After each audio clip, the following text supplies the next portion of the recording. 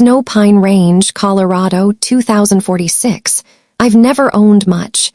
Just a 2-room log cabin I built with my husband in 1993.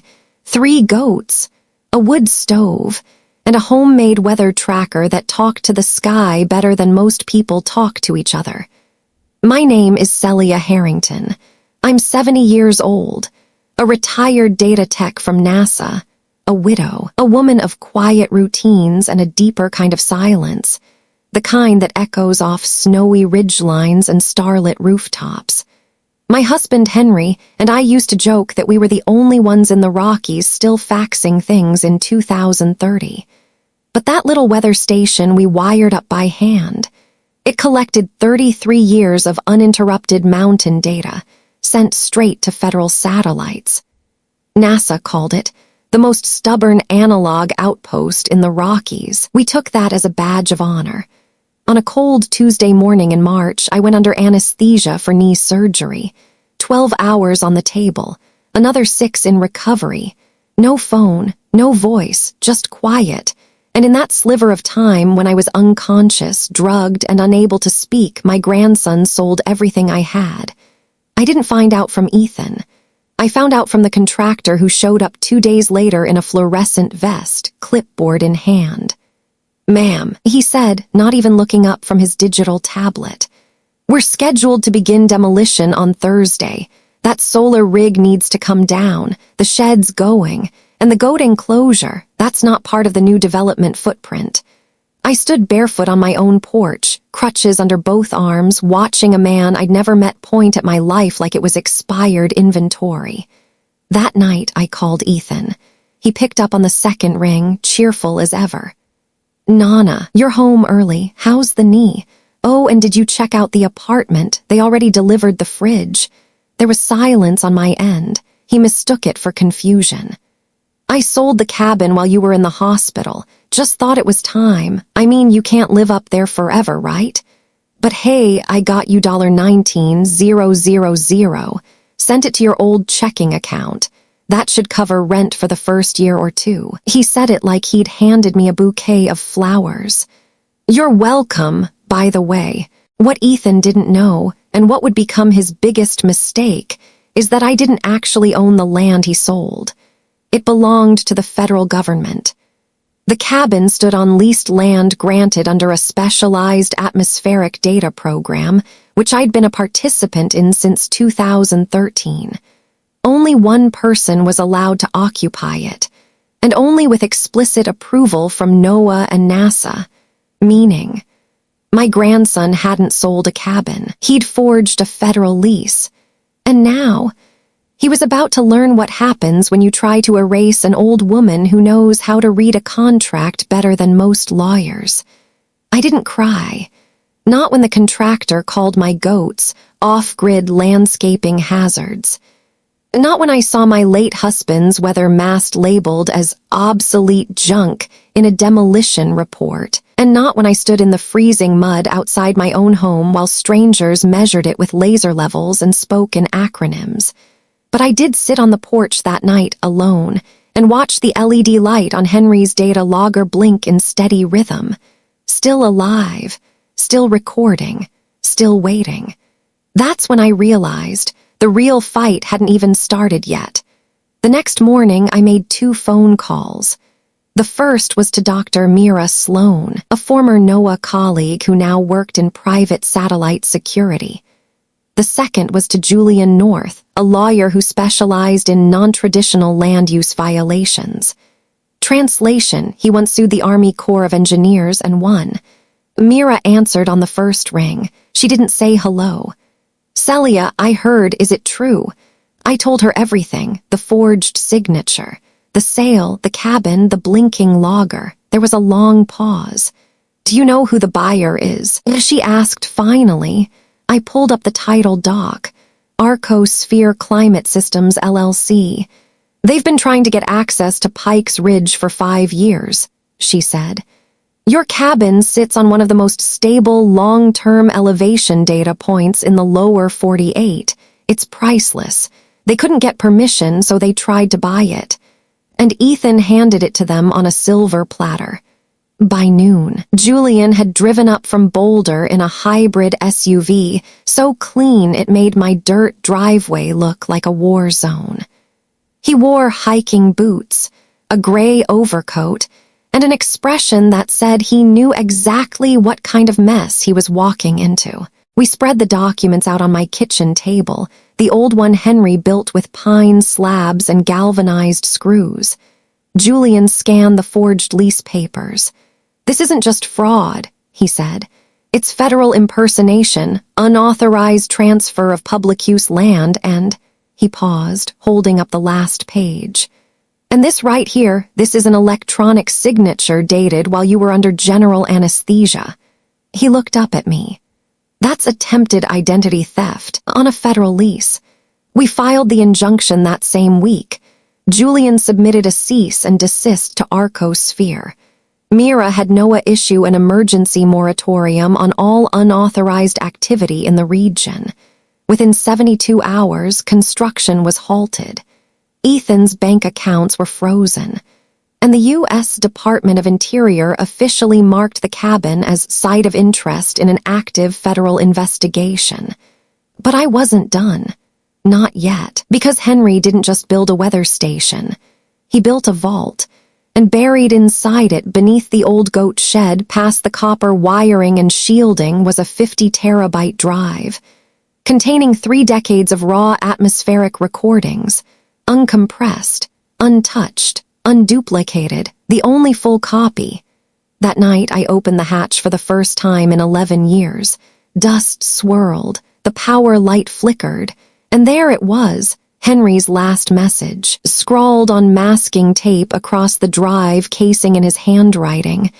"If anyone touches this, lawyer first, then the press." I smiled. "Don't worry, Henry," I whispered. "The lawyer's here. The press is next."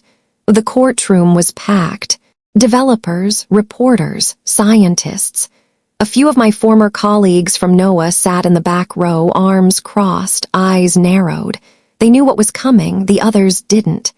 Ethan walked in with a haircut too fresh and a suit too expensive for someone facing felony charges. He didn't make eye contact.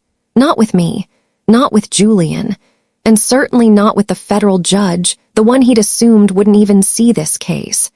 The presiding judge was Hahn, Leona Braverman, former environmental prosecutor, 3 decades on the bench, known for exactly one thing.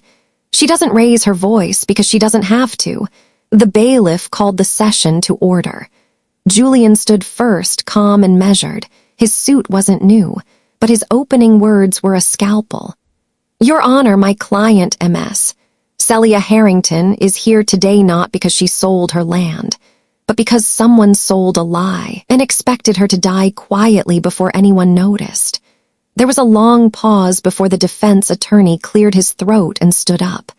"We dispute that characterization, Your Honor. Our client, Mr. Harrington, acted under the belief that he had authority." Julian cut in smoothly. "Authority, Your Honor, would require ownership. And as Exhibit A makes clear, the land in question was never hers to sell because it was never hers to own. It belongs to the United States of America." Judge Braverman raised an eyebrow. "You're referring to the Pikes Ridge Atmospheric Lease Program." "Yes, Your Honor. Initiated in 2013, renewed every decade, with Celia Harrington named as the sole permitted occupant under the condition that all atmospheric data remain in federal hands." He placed a thick folder on the evidence table. Exhibit B, signed lease renewals, co-signed by NASA and NOAA. Exhibit C, independent medical records proving MS. Harrington was under general anesthesia at the time of the alleged signature transfer. And Exhibit D. Julian turned, a recording. I stood.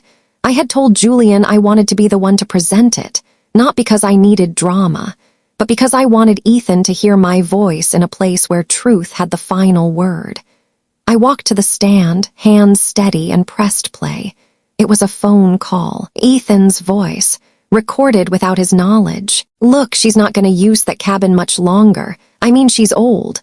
Alone, she doesn't even need that data crap anymore. We sell it, use the money for the startup, nobody gets hurt.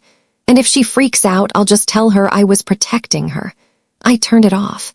The courtroom was dead silent, except for the faint sound of a reporter's fingers typing at lightning speed. Then Julian dropped the final blow. One more exhibit, Your Honor, a forensic audit of Arco-Sphere's Phase I development plan. It shows that the company planned to monetize federal climate data extracted from the Pikes Ridge station illegally by uploading it to private AI models. He let that hang for a moment. In short, they didn't just steal a cabin, they stole trust and tried to sell science to the highest bidder. Ethan's defense attorney didn't respond because there was nothing left to say. The judge leaned forward. Mr. Harrington, you forged a signature. You impersonated your grandmother. You illegally transferred federal lease rights. And you attempted to profit off of protected government data. Do you have anything to say? Ethan stood, and for the first time in his life, at least that I'd ever seen, he didn't smile. I didn't know. I thought no one would notice. You were wrong, the judge said, and banged the gavel. Firecracker the judgment. Celia's cabin restored and all rights reinstated. Arco-Sphere fine $2. $5 million for attempted data misappropriation. Ethan sentenced to 3 years probation, with restitution, public apology, and a lifetime ban from any federal contract work. But more importantly, the national press picked up the case.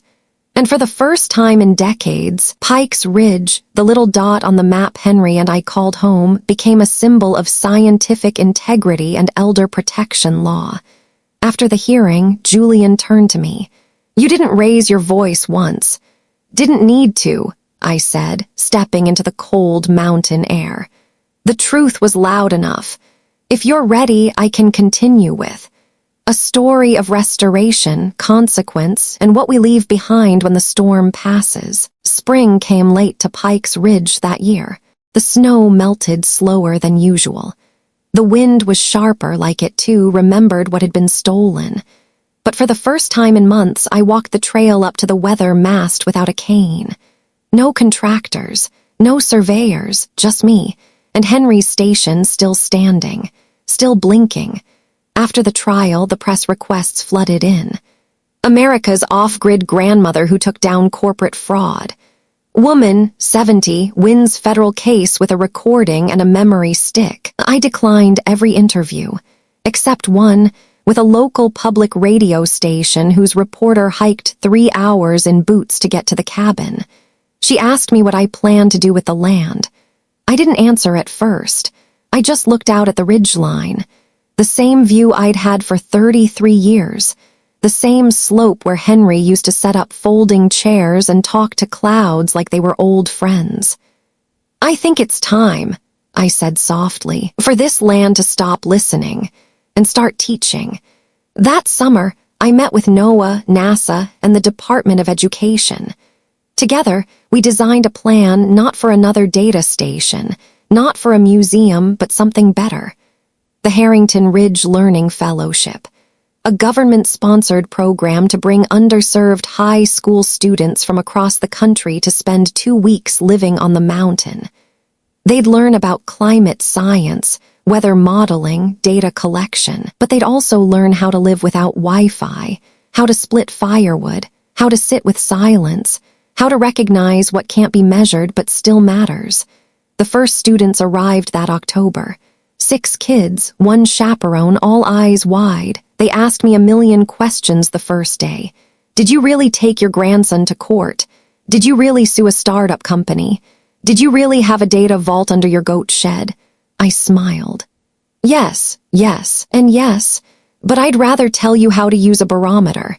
They laughed, and that night they gathered around the fire pit, passing around old maps and hot cocoa like sacred texts. It was the first time this cabin had felt lived in since Henry died. 3 weeks later, I received a letter from Ethan. I almost didn't open it, but curiosity wins even with bruised hearts. Nana, I've started over. I'm working with a public housing nonprofit in Arizona. They've got me digging irrigation lines and laying solar cable. It's not glamorous, but I sleep better. I know I don't deserve anything, but if you ever need someone to carry wood or shovel snow for those kids, I'd like to help. I understand now what you meant when you said some land isn't for sale.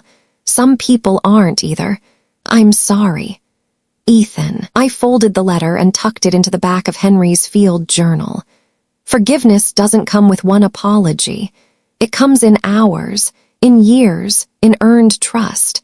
But I left a note for the next season's coordinator anyway. If Ethan Harrington ever shows up, give him gloves, a shovel, and a bunk. 1 year after the hearing, I stood alone under the pine tree where we first planted the antenna.